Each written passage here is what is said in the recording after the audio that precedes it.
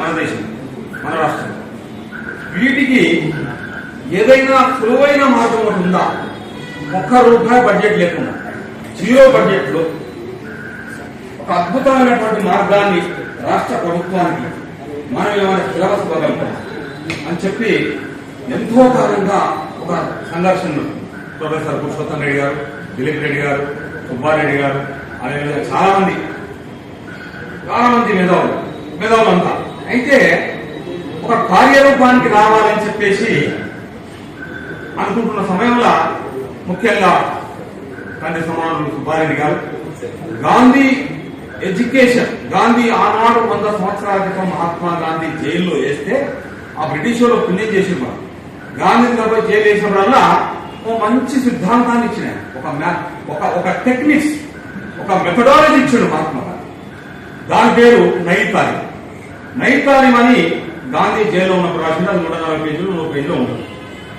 ఎప్పటి సందో అందరిని అడుగుతున్నా ఉన్నాను నేను, చంద్రశేఖర్ రెడ్డి అన్న కానీ అన్న ఎక్కడ పుస్తకాలు కావాలి నాకు.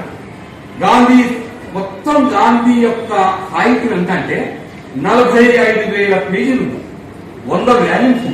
ఈ మధ్యనే నేను ఒక పెద్ద ఆయన అయితే ఆ 100 వాల్యూమ్స్ ఇచ్చిన వాళ్ళకి చూసుకుంటాను. ఆ 45,000 అంటే 100 వాల్యూమ్స్ ఇంత సైజు ఉంటుంది ఒక వాల్యూమ్. అంత చదివే ఓపిక ఎవరికి లేదు, అంత అవసరంలో లేదు. ఏదైనా ప్రయోజనం జరుగుతుందా ఈ యొక్క తల్లిదండ్రులకు కానీ విద్యార్థులకు కానీ ఏదైనా ప్రయోజనం జరుగుతుందా? ఇప్పుడు ఏం జరుగుతుంది విద్య? మనకు తరతరాల క్రితం భారతదేశంలో 2,500 సంవత్సరాల క్రితం ఈ దేశంలో ప్రపంచం వల్ల బడి అంటే తెలవని రోజుల్లో ఉందా?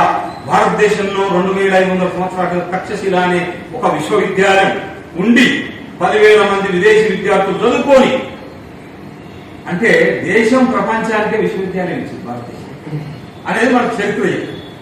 ఇప్పుడు మనం ఈ క్రైసిస్ నుంచి ఎట్లా మనం ముందుకు పోవాలి? ఎందుకంటే మన తల్లులు బయటికి వెళ్తే మెడల మీద గొలుసులు దింపబోతున్నాం. వాళ్ళు పట్టుకొచ్చిన పోలీసు వాళ్ళు అడిగితే నేను ఎంటెక్ చేసినాను. వాడు తల్లి కొడుకు, వాడు ఒక కుటుంబం సభ్యుడే. ఒకడు తాగి కారు నడిపి 4 చంపేస్తుంది. వాడు ఏం చదువుకున్నావు అంటే నేను డాక్టర్ MBBS అయిపోయిస్తాను. వాడు తల్లి కొడుకే.